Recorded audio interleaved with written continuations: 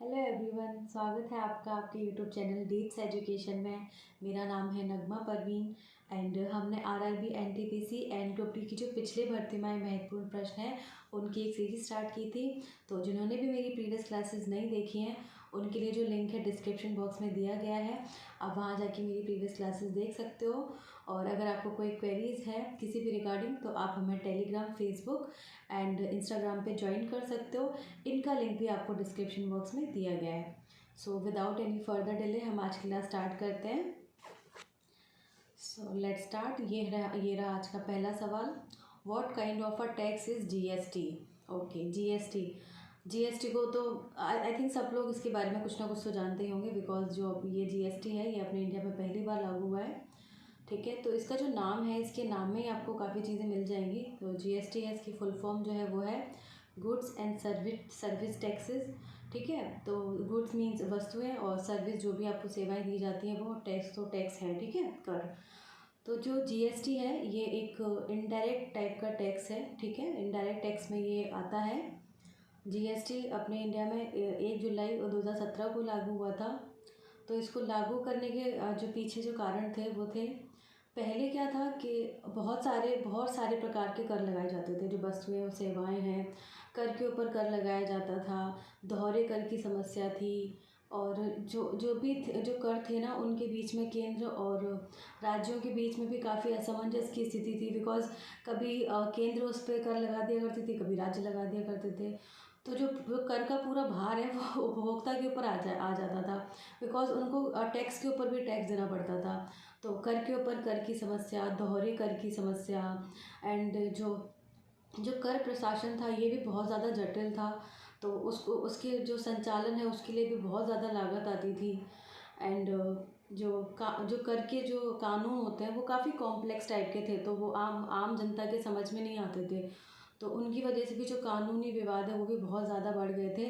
तो जितने भी प्रकार के टैक्स थे, मतलब जितने भी प्रकार के टैक्स थे उन सबको मिला के एक जीएसटी टैक्स लागू कर दिया है। ठीक है, तो ये क्या है, एक ही टैक्स है बहुत सारे टैक्स का मर्ज करके, इसलिए ये कैसा टैक्स है, इनडायरेक्ट प्रकार का टैक्स है, एकीकृत कर। ठीक है, तो जो भी समस्या थी, दोहरे कर की समस्या, कर के ऊपर कर की समस्या, ये सारी समस्या जीएसटी के लागू होने से समाप्त हो गई। और जो जनता है उसके लिए भी बहुत ज़्यादा इजी हो गया, जो कर प्रणाली है उसको समझना, कानूनी विवाद कम हो गए, दोहरे कर की समस्या तो वैसे ही कम हो गई। ठीक है, तो इसका जो आंसर है वो है D, indirect tax. Next question. 1857 के विद्रोह के दौरान भारत में ब्रिटिश महिलाओं को समर्पित एक पेंटिंग इन मेमोरियम किसने बनाई थी।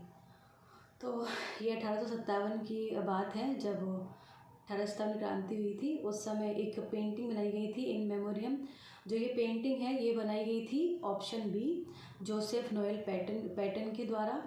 ये जो पेंटिंग है इसके अंदर जो 1857 क्रांति हुई थी उसमें जो ब्रिटिश महिलाएं थी उनका जो नायकत्व था उसको प्रदर्शित किया था। इस जो पेंटिंग थी इसके अंदर उनका जो कैसे वो उस टाइम पर उन्होंने अच्छे से नायक की भूमिका निभाई थी। ठीक है, तो जो पेंटिंग है इसका है option B, Joseph Noel Paton. ठीक है, जोसेफ नोएल पैटन।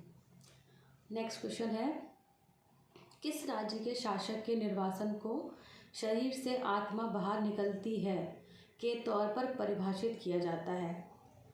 तो देखो इसका जो आंसर है वो है ऑप्शन सी, अवध के जो शासक था उसके निर्वासन को शरीर से आत्मा बाहर निकलती के रूप में कहा जाता है। आई थिंक जो भी कहा गया है कथन इसके बारे में, ये जो है 1857 की क्रांति से रिलेट करता है। आई थिंक उस टाइम पे जो डलहौजी था उसकी हड़प नीति चलती थी।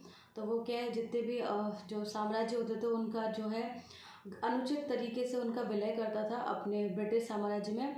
तो अवध का भी उसी तरह से ब्रिटिश साम्राज्य में विलय किया गया था।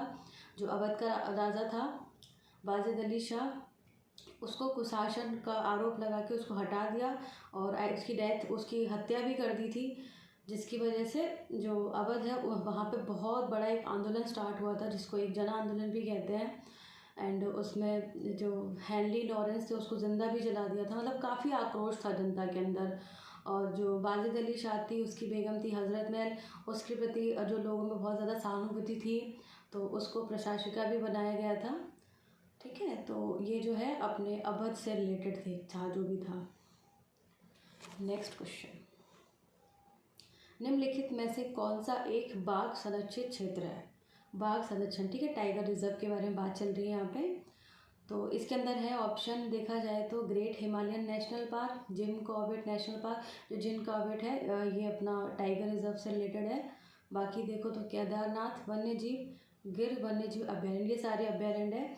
तो देखो इसमें जो आंसर है वो है अपना option B, Jim Corbett national park. यही अपना टाइगर रिजर्व से संबंधित है। और जो जिम कॉर्बेट नेशनल पार्क है ये, इसके बारे में थोड़ी सी बात करते हैं अपन। बहुत ये इसके बारे में ना आपको कुछ ना कुछ मतलब आपको पता होना चाहिए बहुत अच्छे से। और आई थिंक आपको अच्छे से इसलिए पता होना चाहिए बिकॉज ये एग्ज़ाम में बहुत पूछा जाता है। मैंने आपको पहले भी कहा था कि इंडिया की जो भी फर्स्ट थिंग्स हैं उनको आप अच्छे से याद कर लो, वो एग्ज़ाम में डेफिनेटली पूछ लिए जाते हैं। तो ये भी उसी श्रेणी में आता है। कैसे आता है मैं बताती हूँ। बिकॉज जो जिम कॉर्बेट नेशनल पार्क है ये अपने इंडिया का एक तो सबसे पुराना नेशनल पार्क है, ठीक है, सबसे पुराना नेशनल पार्क है ये। एंड जब इसका जो पहले जो नाम था वो था हेली राष्ट्रीय उद्यान, ठीक है। तो जब बंगाल में जो बंगाल टाइगर है उनकी जो बंगाल टाइगर की संख्या क्या कम होने लगी, तो उनके संरक्षण के लिए जो जिम कॉर्बेट नेशनल पार्क है इसको टाइगर रिजर्व के रूप में विकसित किया गया था। पहला नेशनल पार्क था जिसको टाइगर रिजर्व के रूप में विकसित किया गया था, ठीक है। तो ये इंडिया का ऐसे 1936 में इसको स्थापित किया गया था। तो ये इंडिया का क्या रहा, पहला नेशनल पार्क है इंडिया का, ठीक है। तो इसका जो नाम है हेली राष्ट्रीय उद्यान से जिम कॉर्बेट नेशनल पार्क रखा गया। तो जो जिम कॉर्बेट है ये एक व्यक्ति का नाम है जिन्होंने इसकी स्थापना की थी, ठीक है। तो ये अपने इंडिया का पहला नेशनल पार्क है और ये पहला ही टाइगर रिजर्व से संबंधित योजना से संबंधित पहला नेशनल पार्क है, ठीक है। तो इसका जो आंसर है वो है ऑप्शन बी। अच्छे से याद रखना, अपना इंडिया का पहला national park Jim Corbett national park, ठीक है। नेक्स्ट क्वेश्चन है, इनमें से कौन सी भारत की सबसे ऊंची चोटी है? देखो इंडिया की सबसे ऊंची, सबसे लंबी जो भी चीज़ें हैं वो उनको अच्छे से याद करो। ये रेलवेज के फेवरेट क्वेश्चंस होते हैं, हमेशा हमेशा आते हैं एग्जाम में। यहाँ भी अपन PYQ कर रहे हैं, प्रीवियस ईयर क्वेश्चन। तो देखो यहाँ भी अपन कितनी बार देखते हैं, इंडिया का फर्स्ट पूछ लिया, इंडिया की सबसे लंबी, सबसे ऊँचा। तो यहाँ पर जो है इंडिया की हाईएस्ट पीक के बारे में पूछा गया है। जो इंडिया की हाईएस्ट पीक है वो है ऑप्शन डी, कंचनजंगा। ये तो सबको पता होना चाहिए, ठीक है। इसकी जो ऊंचाई है वो है 8586 मीटर। आप 85-86 ऐसे याद कर लो, 85 के बाद 86 आता है, तो ऐसे ये अपने इंडिया की सबसे ऊंची चोटी है। और इसकी जो हाइट है उसके अकॉर्डिंग ये विश्व की तीसरी सबसे ऊंची चोटी भी है, ठीक है। तो ये हिमालयन रेंज में स्थित है। नेक्स्ट क्वेश्चन, HTTP का पूर्ण रूप क्या है? देखो ये फिर से कंप्यूटर वाला सवाल आ गया। फुल फॉर्म पूछिए, आप प्लीज़ फुल फॉर्म अच्छे से याद कर लो। कंप्यूटर की एक टर्मिनोलॉजी होती है तो उनमें जो दे रखे हैं उनकी सबकी फुल फॉर्म आप थोड़ा थोड़ा याद कर लो बिकॉज एग्ज़ाम में पूछ लेते हैं। हमने कई पिछली स्लाइड्स में उसके अंदर भी काफ़ी सारी फुल फॉर्म्स को डिस्कस किया था, ठीक है।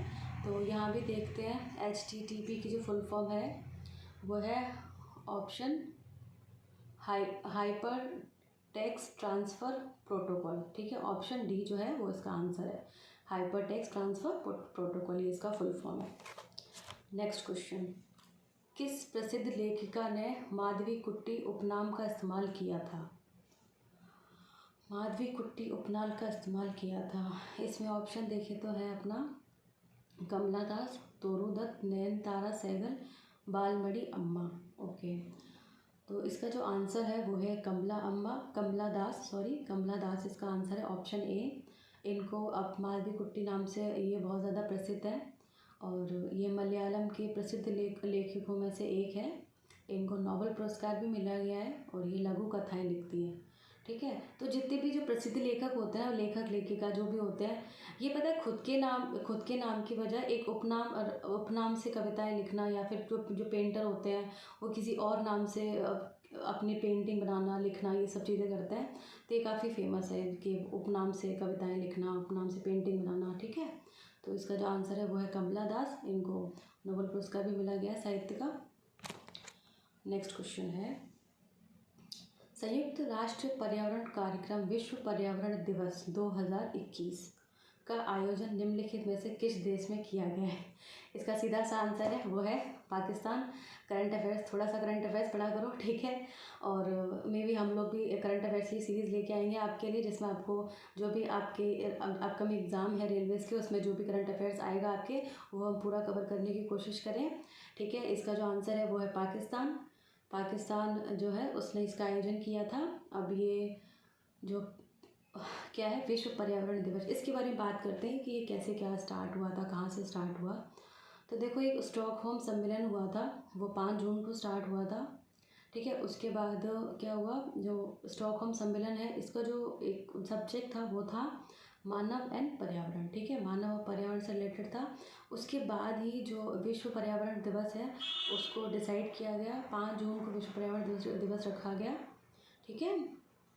तो मेनली क्या है, इनका काम यही होता है कि आपको जो पर्यावरण है उसका और जो वाइल्ड लाइफ है उसका आपको संरक्षण करना है, ठीक है। इनका जो संयुक्त राष्ट्र पर्यावरण कार्यक्रम है, इनका मेन मोटो तो यही होता है, ठीक है। तो अपना है option D. Next question, again full form याद कर लेना, वैसे इसमें पूछा नहीं है फुल फॉर्म के बारे में। यूनेस्को का मुख्यालय कहाँ है? हमने इस क्वेश्चन को हमने जो भी यूनेस्को इसको काफ़ी डिस्कस किया है, ठीक है, प्रीवियस स्लाइड में। तो आप प्लीज़ मेरी प्रीवियस क्लासेस देखें जाके।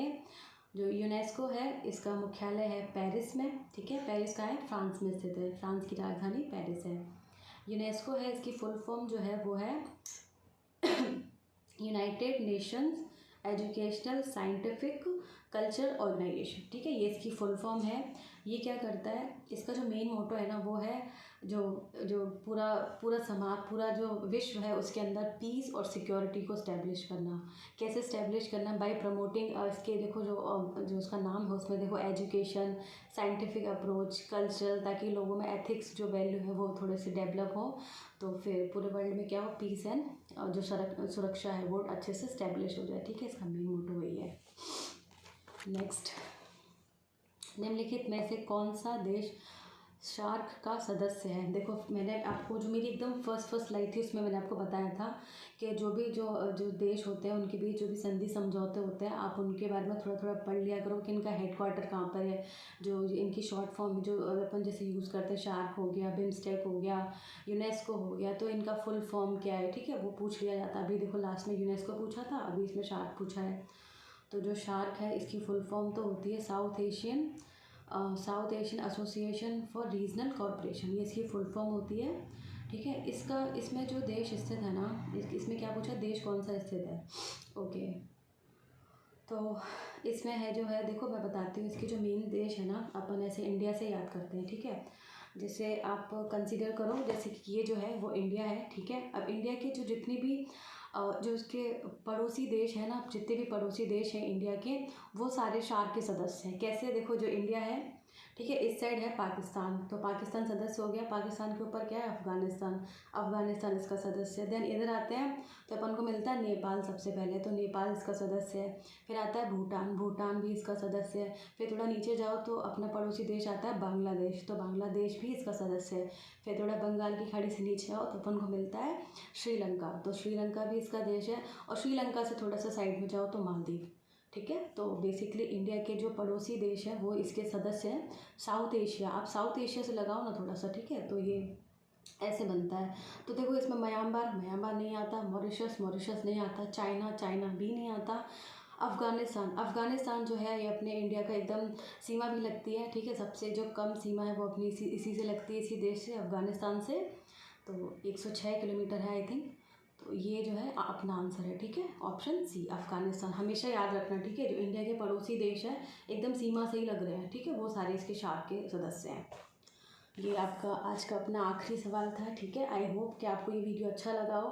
प्लीज़ इस वीडियो को लाइक करें और कमेंट करें वीडियो पे, एंड अपने दोस्तों के साथ शेयर करें। और अगर आपको इस जो वीडियो है इसका आपको PDF चाहिए विद आंसर, तो आप टेलीग्राम पे जाके डाउनलोड कर सकते हो। तो जो टेलीग्राम का लिंक है वो आपको डिस्क्रिप्शन बॉक्स में ऑलरेडी दिया गया है, आप वहाँ पे क्लिक करें और PDF डाउनलोड करें, ठीक है। So thank you and stay connected.